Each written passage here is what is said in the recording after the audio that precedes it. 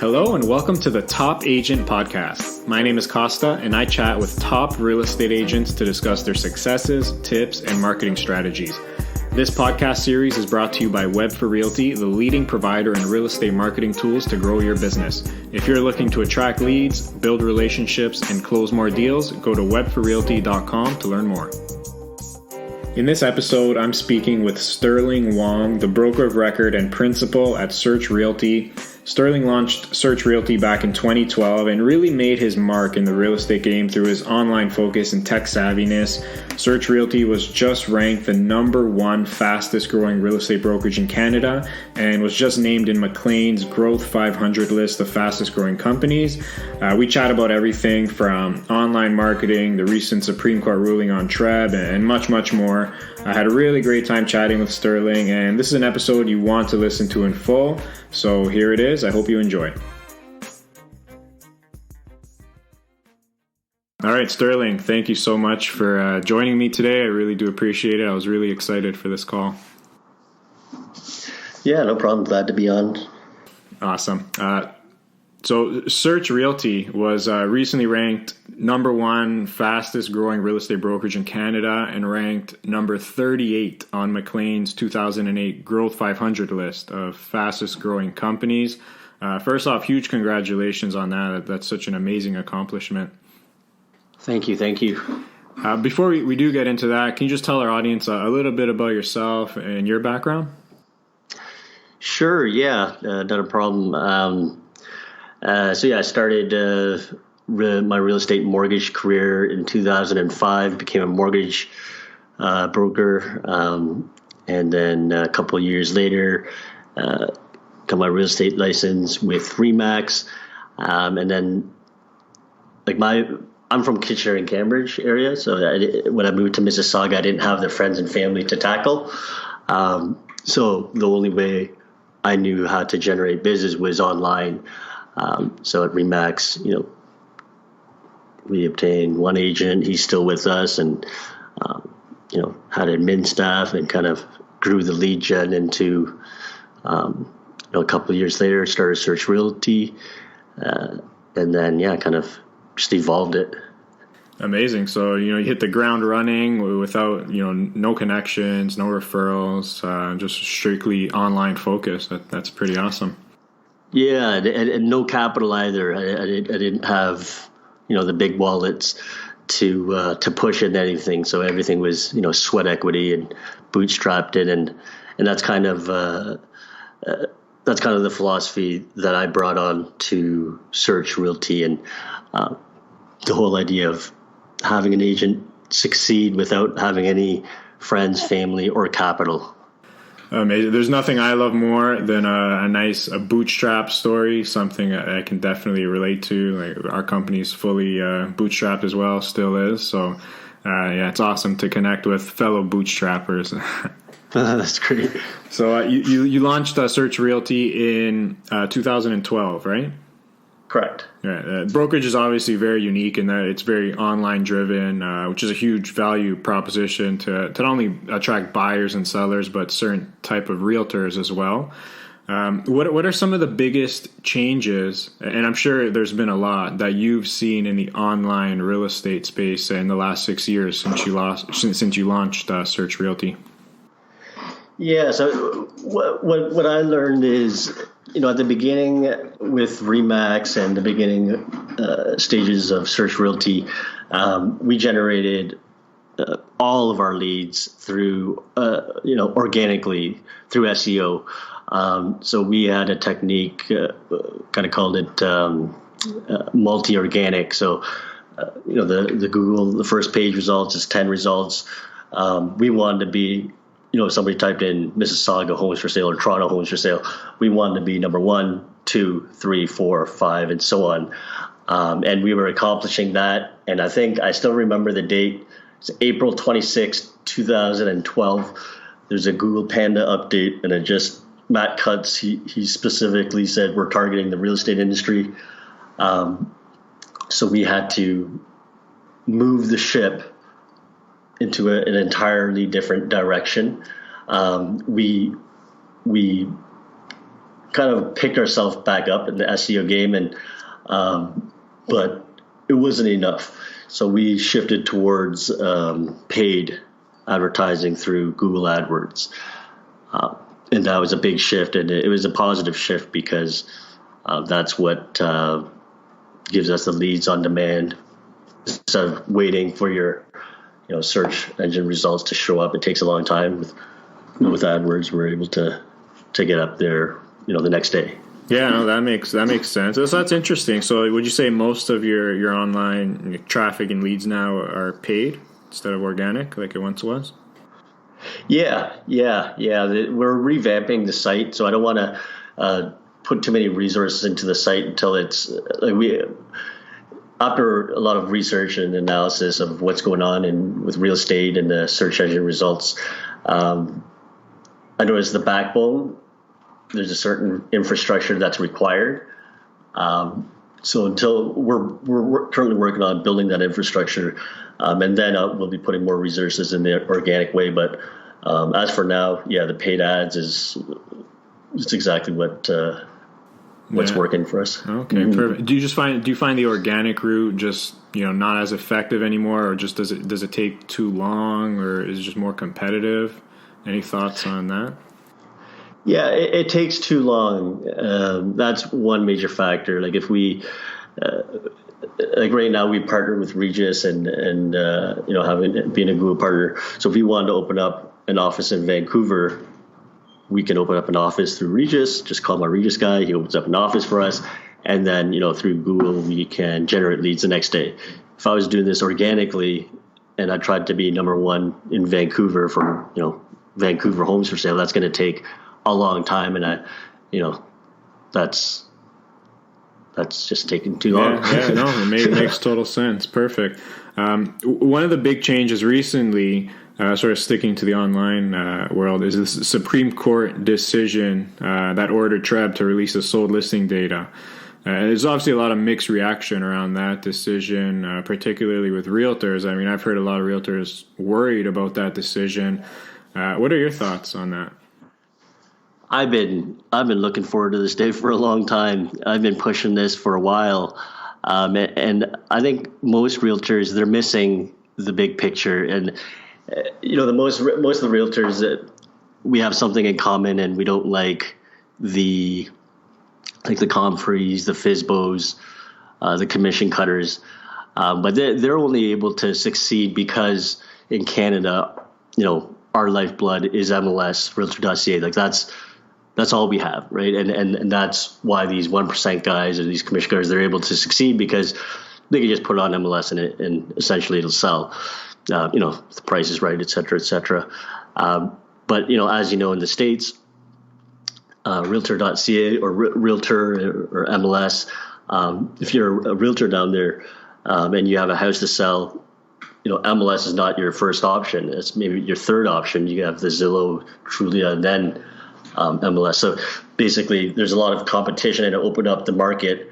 And they've found that they went from 5% average commission to 6% because customers, they've seen value now. So once that happens down here, it's going to open up the competition. That's what the goal was for the Competition Bureau, for the Zillows to come into Canada and compete with MLS, because right now it is only MLS. So if that being said, those commission cutters, they wouldn't be able to afford putting their houses for sale on MLS and on the Zillows. It's going to eat away into the revenue and essentially weed them out. But a lot of realtors, they don't see that big picture. And of course, I see it as an opportunity. That was one of the first things when I got into real estate is to, vision to have a site that competes with MLS, because right now there's nobody competing with them. Oh, yeah, I totally agree with you there. It's definitely a huge opportunity. I like to use a very simple analogy. It's like baking. Even though there are a ton of step-by-step instructions and ingredients online about how to bake a cake, it doesn't mean that I'm going to go out and bake my own cake and bakeries are going to go out of business. So if a realtor knows the value they're providing and can articulate that value properly, then you're good. If not, you're simply not confident in the service that you're providing and the value that you're giving to your clients. That's how I see it. Yeah, everything's an objection handler, like you said, and I work with a lawyer in the GTA, and they do a lot of transactions for the Remaxes for a lot of agents, not just our brokerage. And Aster, et cetera, size. And just out of curiosity, what is the average commission that you're seeing on the listing side? And in Toronto, you see a lot of 1%, this and that. And surprisingly enough, her answer was 2 to 2.5. Wow. It was kind of. I thought it was an interesting answer because you see those ads everywhere, but the lawyer they're the ones that sees the actual commission that's being exchanged, and it's not 1%. Oh, I'm surprised to hear that as well. Interesting. So shifting gears a little bit, again, being so online driven, and your brokerage now you're over 150 agents now? Yeah. We're approaching 200. Okay, Mm-hmm. Awesome. What are some of the skill sets you're looking for in agents, and are you kind of selective on who you bring on board to Search Realty? Yeah, we generally ask, aside from the the real estate counsel questions, we have a set of questions. So first, we have to see if there's any kind of conflicting interest that they might have. So there's a questionnaire on that. And then that aside, we look into what were they doing before they got into real estate? Do they have sales experience? And that's it's a big factor in someone's success is if they were born to do this or not. Yeah. Do you look at like their tech savviness as one of the caveats? No, because we might be, a lot of agents think we're a tech savvy brokerage, but you don't have to be tech savvy to use our system and be successful. You get the leads, you call them, and you could just leave it at that. You don't have to delve into the tech and tools that we offer. Yeah, I find that's a huge misconception as well, just because things are online driven. I mean, the tools nowadays are super easy to use, right? You don't have to be tech savvy to use like a handful of softwares nowadays. So, yeah, and it's a very small percentage of guys like me and you who are into the tech, right? So if you just focused on techie agents, you're not going to get that many agents. Yeah, absolutely, that's for sure. So dealing with hundreds, if not thousands, of agents over the last several years, what are some of the biggest challenges that you see agents face nowadays? Personal development is by far the number one. When we were small, only a few agents working the leads. It's always the same agents, and before it was he's only taking the good leads, that's why he's converting. Now that we're larger, more agents, now they can't see that because it's always the consistent agents who are closing. Sorry, I forgot. So challenges agents. So you mentioned personal development. Oh, right. Yes. Yeah. So then, we get a lot of agents who are very gung-ho, excited to hop on. And then when we distribute the leads to them, they don't get called. They're not calling it. It's, me and the manager, we're just really, sometimes we get, just, I don't know what the word is, just like stunned and just not sure of the human behavior, because you have a pile of leads here, but you're not calling. So then it becomes a personal issue. And then we dealt, like, there are key metrics that we look into, the call to appointment ratio, lead to close ratio, all these stats that we monitor each agent's progression, so we can identify where they're dropping the ball. So if they're calling, their call to appointment ratio is really low, it's easy to identify that it's a script or something along those lines. But they're not even calling. So what we notice, we work, there's a little off the traditional form of training, but we work with a hypnotist. So one of our agents was just afraid to make calls. So I said, okay, go see Irene, our hypnotist. Just 3.5 hour session, and now he's one of our top agents, and he's loving being on the phones, so like you could do years of psychology to find out like why is this guy afraid of being on the phones, or you could go through the back door, go through the hypnotist a few hours later, and now he's loving being on the phones. That's crazy. That's amazing. I've never heard that before. Was that so? He totally changed from being scared to pick up the phone to being a top salesman. Was that only like one session, or was it? Yeah, she records a session so you can listen to it later, like before you go to sleep or whatever. But yeah, there's only one. I think he did 2 sessions, and that was it. That's really interesting. Yeah, like it takes, you have to be open-minded about this. So we can't just offer it to everybody because, not everybody's open-minded to that kind of stuff, right? But the agents there's another agent, similar situation, and she was in the top 3. She wasn't before the hypnotist, but then after she became one of the top 3 agents here. So, whether you could contribute to that or not, but it's got a good track record. Yeah, you're right. I mean, a lot of times, with real estate, just peeling back all the stuff that's in your way, at the end of the day, it's still, a sales job, and, you still have to, have those basic sales traits and those people skills. And you touched on human behavior. And, one thing that's, probably most underlooked is work rate, and just someone with the right work ethic to make those calls and make mistakes, but pick yourself up and learn and regroup from the failures that you make. So yeah, it's very interesting. Yeah, exactly. Like if you can't train an agent to say, like, if you tell somebody you're going to call them at 8 tonight, you have to call them at 8. If they don't call them, like, that's how do you train someone on that? You know what I mean? No, I totally agree. I actually had a conversation in another podcast about skill versus work ethic. And for me personally, I would take work ethic and work rate over skill any day, because that's something you can't train for, like you said. The skill set you can always tweak and learn and educate someone on, but the work rate, I find that's nearly impossible to train someone on.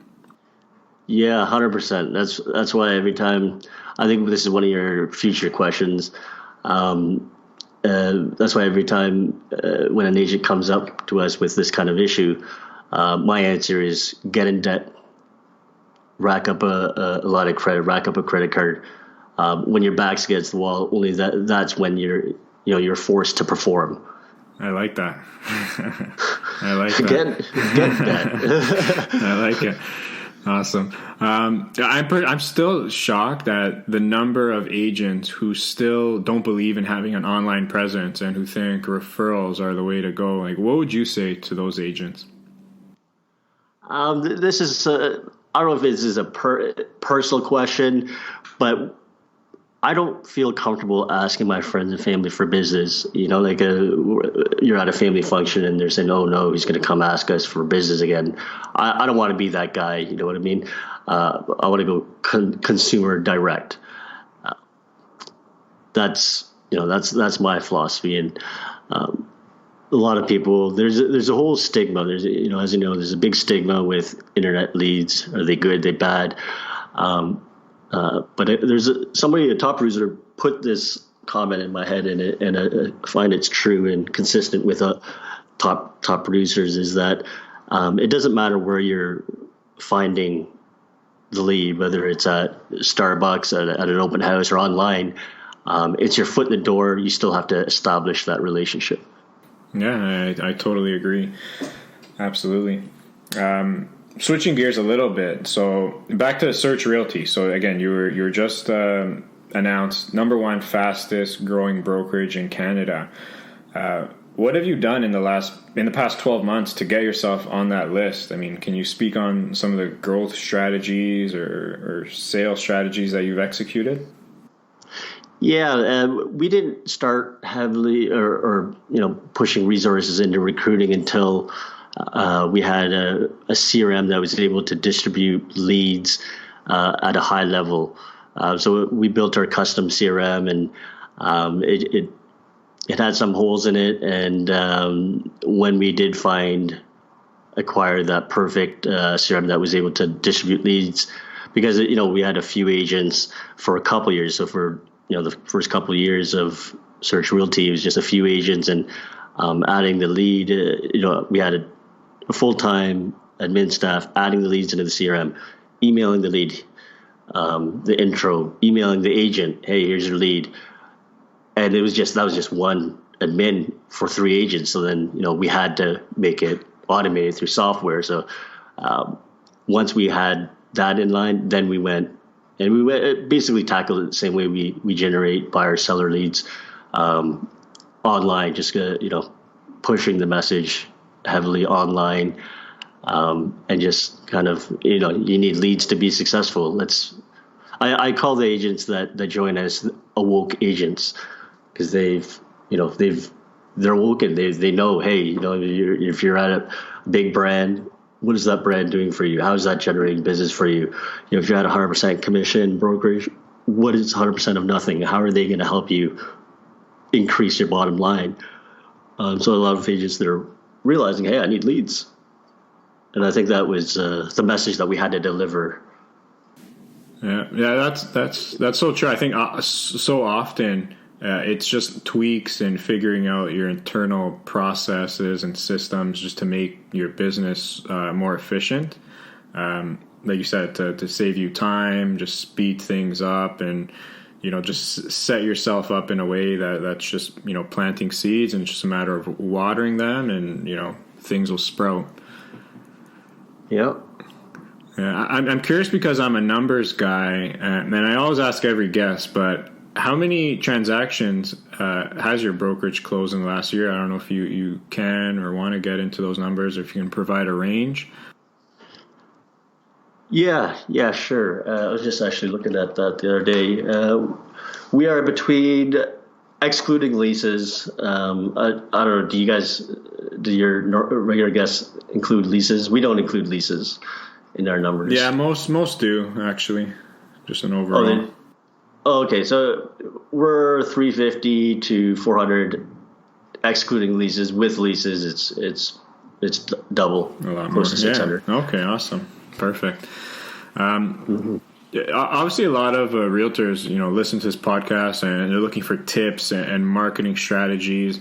And I can't think of a better person to provide some of those tips. What are some of your favorite marketing strategies that have given you the best return that you can share? I know you touched upon, paid ads, but if you can maybe dive into that a little bit or provide any other tips, that'd be great. Yeah. What kind of tips? I like the remarketing. When agents, they get leads, when they purchase remarketing ads through us, that really warms up the call for the agent. The lead is thinking, hey, I see this guy on Facebook. I seen that. Maybe I'll answer the phone call this time. That's one of my favorite forms of advertising as well. The remarketing. It's so psychological, and it just builds that brand awareness. I mean, it's when I explain it to someone, it's like, giving the simple analogy, it's the same reason why Coca-Cola will spend millions of dollars to have a Coke bottle in a movie. It works with that just implicit memory in people's minds. So I think it's super effective online for sure. Yeah, and I tell agents it's like billboard ads or bench ads of today, but at a fraction of the cost. It's secondary marketing. It's just way more cost effective than any bench ad that you'll ever encounter. Yeah, exactly. I totally agree. Love remarketing. Now, I love asking this question to agents who are more tech savvy and online focused. What advice would you give to someone entering the real estate business, or even someone that's looking to take their business to the next level? I would say make sure that you have enough income or money in the bank to last you 6 months, and do this full time, and really give it your all. Don't do it. Like the agents that are new in the business, that are doing well with us, they're fully immersed in real estate. They're listening to podcasts in the car. They're reading the books. They're really into it. So I guess it boils down to how bad do you want it. Yeah, I'm not sure if that's really advice. Yeah, no, that's you know what? That's very sound and practical advice. Absolutely, I think. So look, Sterling, I do want to be mindful of your time. I do end off each chat with what I call the top three. So number one, your top real estate or business book? It would be, other than the Keller Williams book, The Swapino. The Swapino. Mm-hmm. Never heard of that one. Sorry, Swanepoel. Swanepoel. Okay, I'm gonna look that one up. Is that real estate focused or?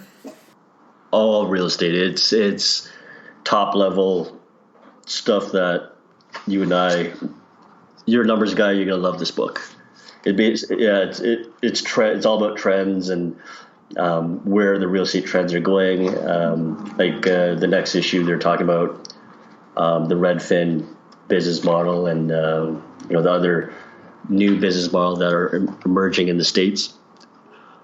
But yeah, that's awesome. We'll be checking that one out for sure. Definitely. Number two, your top vacation spot. I would say Mexico. I love the food. Nice. Yeah, I love the flavor and the spices. Yeah. And number three, how old are you, Sterling? I think I lost track. I'm born in 1981, so I guess that would make me... I lost track after the 30s, but I think that's 36, 37. Yeah. Okay. So if you can go back 17 years, what do you wish your 20-year-old self knew? I don't think I have any regrets in general, but starting up the brokerage, I didn't know how intense it was going to be. But it may, having known that information, maybe I wouldn't have started it. Interesting. So would you just say, just go all in and just do it, or go all in and don't quit? You can't quit. Perfect. I totally agree. And if people wanted to reach out or get a hold of you, where's the best place they can find you?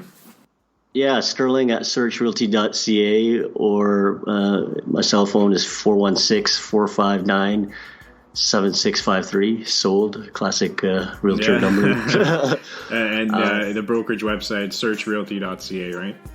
Yeah, and then for careers, it's searchrealtycareers.com. Amazing, perfect. Sterling, this was a really fun chat. I'm glad we hopped on the call, and I hope we can do it again sometime. Yeah, no problem. Thanks, Costa. All right, nice we'll talk soon. Take care. Talk soon. Bye. Take care. Bye. Thank you so much for listening to the Top Agent Podcast by Web for Realty. By the way, we're providing exclusive promos to our listeners. Visit webforrealty.com/topagent and get your first month on us. That's webforrealty.com/topagent to get your first month of service completely free.